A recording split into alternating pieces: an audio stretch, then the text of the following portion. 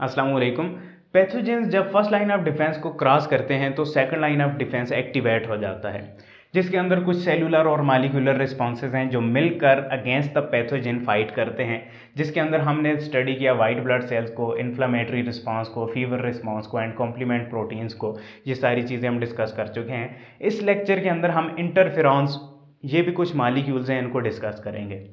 Complement system और complement protein में हमने देखा था ये ऐसी प्रोटीन्स होती हैं जो बैक्टीरिया के against most of the time काम करती हैं, जबकि इंटरफेरॉन्स ऐसे मॉलिक्यूल्स हैं जो वायरली इन्फेक्टेड सेल्स के अगेंस्ट काम करते हैं या वायरस के अगेंस्ट काम करते हैं। सो इंटरफेरॉन का मतलब ही ये बनता है to interfere with viral proliferation, यानी वायरस के फैलाव में जो मॉलिक्यूल्स रुकावट डालते हैं, इंटरफेयर करते हैं, उन मॉलिक्यूल्स को इंटरफेरॉन्स कहा जाता है। सो बेसिकली इंटरफेरॉन्स क्या है? साइटोकाइंस हैं। इंटरफेरॉन्स और the type of cytokines.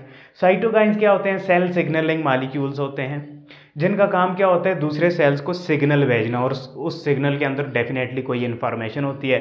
For example cytokines के जरिए दूसरे सेल्स को सिग्नल जाता है कि दूसरे सेल ने ग्रोथ करनी है नहीं करनी, डेवलपमेंट करनी है नहीं करनी, रिप्रोडक्शन करनी है नहीं करनी। सो इस तरीके से सिग्नल जाता है। But most of the time cytokines defence system से रिलेटेड सिग्नल भेजते हैं कि फलां जगह पर बैक्टीरिया ने अटैक कर लिया, फलां जगह पर वायरस ने अटैक कर लिया, फलां जगह पर पैरासाइट ने अटैक कर लिया, तो दूसरे सेल्स को सिग्नल भेजते हैं कि अटैक हो चुका है, अब आपने जो है वो होशियार रहना है, मोहतात रहना है। सो इंटरफेरॉन्स के तीन इंपॉर्टेंट फंक्शंस हैं। First function is to interfere with viral proliferation. Virus के फैलाव को रोकने के लिए इंटरफेरॉन बहुत इंपॉर्टेंट रोल प्ले करते हैं। कैसे करते हैं देखेंगे अभी हम। Second, they also work against cancerous cells.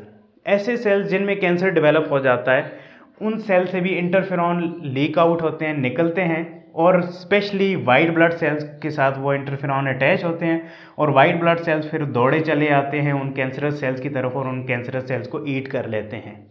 सो इस तरीके से कैंसरस सेल से छुटकारा हासिल किया जाता है। सो इंटरफेरॉन का कैंसरस सेल्स को डिस्ट्रॉय करने में भी बहुत इंपॉर्टेंट रोल है। थर्ड, इसका इंपॉर्टेंट फंक्शन क्या है इंटरफेरॉन का, कि ये बैक्टीरियल और पैरासिटिक इन्फेक्शन के अगेंस्ट भी काम करते हैं। हम जानते हैं कि सम टाइम कुछ बैक्टीरिया ऐसे हैं जो सेल के अंदर भी सर्वाइव कर लेते हैं, कुछ पैरासाइट ऐसे हैं जो सेल के अंदर सर्वाइव करते हैं, तो उन सेल से भी इंटरफेरॉन रिलीज होते हैं, दूसरे सेल्स को सिग्नल जाते हैं और उन सेल्स के अगेंस्ट और उन पैरासाइट और बैक्टीरिया के अगेंस्ट काम किया जाता है। सो ये मैकेनिज्म कैसे परफॉर्म होता है, वायरस की एग्जांपल से हम स्टडी करने वाले हैं। सो यहाँ पर एक सेल है जिसके ऊपर वायरस ने अटैक कर लिया। यहाँ पर ग्रीन कलर में आपको वायरस नज़र आ रहा है। वायरस जब अटैक करता है किसी सेल पर तो उसकी सेलुलर मशीनरी को हाईजैक कर लेता है और उस सेलुलर मशीनरी को अपने लिए यूज़ करके मल्टीप्लाई होता है। सो ये एक सेल है जो इन्फेक्ट हो चुका है वायरस से। बट सेल के लिए जब वायरस सेल जो है वो वायरस को मल्टीप्लाई कर रहा होता है, साथ साथ यहाँ पर कोई सेल के डीएनए के अंदर इंटरफेरॉन्स के जीन भी होते हैं, जहाँ से इंटरफेरॉन मॉलिक्यूल्स बन जाते हैं, प्रोटीन्स बन जाती हैं।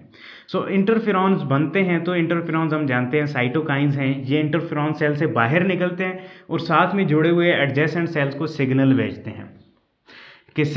हैं कि फलां सेल जो है वो इन्फेक्ट हो चुका है, उसके ऊपर वायरस ने अटैक कर लिया है। अब दूसरे सेल्स जो हैं वो होशियार हो जाते हैं डिफरेंट एक्टिविटीज़ के लिए।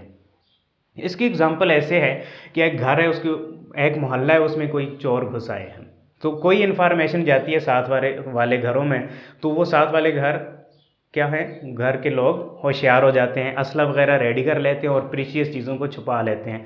सो एग्जैक्टली सेम फिनोमेना होता है। यहाँ से इंटरफेरॉन्स निकलते हैं और साथ में जो जुड़े सेल्स हैं उनके ऊपर इंटरफेरॉन रिसेप्टर्स प्रेजेंट होते हैं, जो इंटरफेरॉन मॉलिक्यूल को अपने साथ अटैच करके उसका सिग्नल रीड कर लेते हैं। सो यहाँ पर सिग्नल रीड आउट हो चुका है कि फलां जगह पर वायरस से इन्फेक्ट हो चुका है सेल, तो ये सेल क्या करेगा? प्रोटीन सिंथेसिस को रिड्यूस कर देगा, अपना जो मैसेंजर आरएनए है और डिफरेंट आरएनए की जो मशीनरीज हैं उनको डिस्ट्रॉय करना शुरू कर देंगे सेल। डेफिनेटली इससे नुकसान ये होगा कि उस सेल का अपना फंक्शन भी लॉस होगा, उसकी अपनी भी एक्टिविटीज़ थोड़ी लॉस हो जाएंगी। बट फ़ायदा ये होगा कि जैसे ही वायरस एंटर होगा तो उसको वायरस को अंदर सेलुलर मशीनरी ही नहीं मिलेगी अपनी मल्टीप्लिकेशन के लिए, तो वायरस मल्टीप्लाई नहीं हो पाएगा। सो इस तरीके से वायरस से छुटकारा दिलाया जाता है। सेकेंडली, उन सेल्स के अंदर ये एबिलिटी भी होती है कि एंटीवायरल प्रोटीन्स बनाई जाए।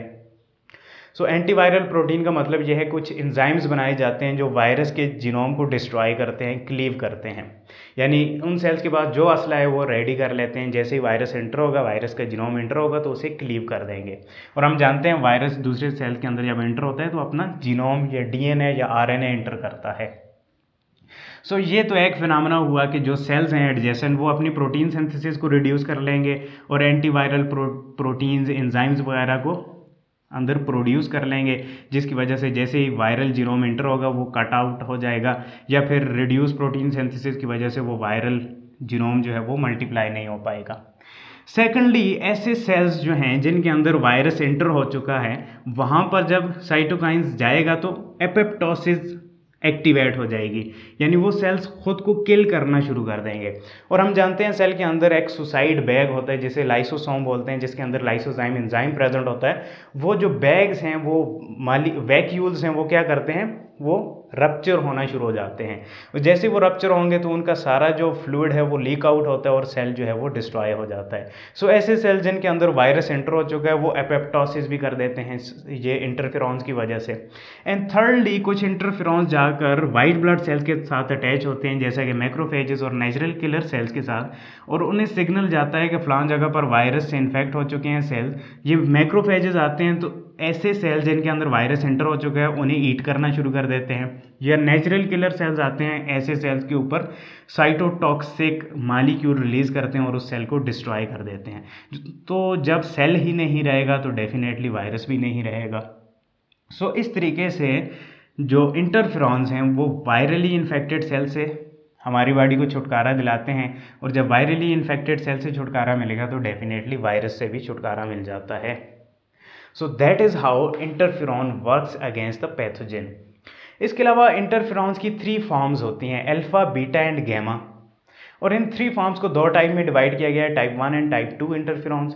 टाइप 1 इंटरफेरॉन के अंदर अल्फा और बीटा इंटरफेरॉन्स आ जाते हैं, और अल्फा और बीटा इंटरफेरॉन्स का फंक्शन ये है कि ये कोई भी सेल जो हैं ये अल्फा और बीटा इंटरफेरॉन रिलीज कर सकते हैं, और ये वाले सारे फंक्शन एनहांस करते हैं।